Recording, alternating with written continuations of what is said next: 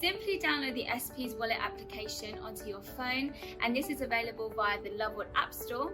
If you don't have the LoveWorld App Store on your phone, you can go ahead and go to www.lwappstore.com and download the App Store onto your device, and then you'll be able to download the Espees wallet. Okay, so once you have the wallet, simply sign in via your KingChat login details. And once that's done, you can charge your wallet with Espees by going to the first button, which is buy. So simply tap the Naira currency, buy with fiat, and then select the number of Espees you want to purchase. Then tap on buy, and then it will take you through to the payments gateway. And there you can simply tap the payment option that you'd like to go ahead with.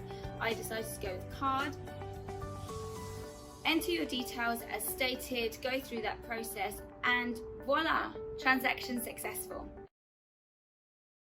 Okay, so let's say you're at the food court and you've charged your wallet and you want to use Espees to buy food.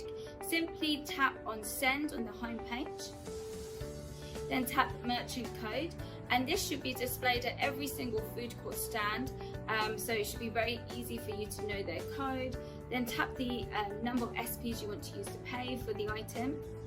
Type in your merchant code, and once you've done that, you should press send, and the merchant should be able to confirm they've received it. And voila, that is your transaction done. You can also send Espees to your friend via their KingChat username.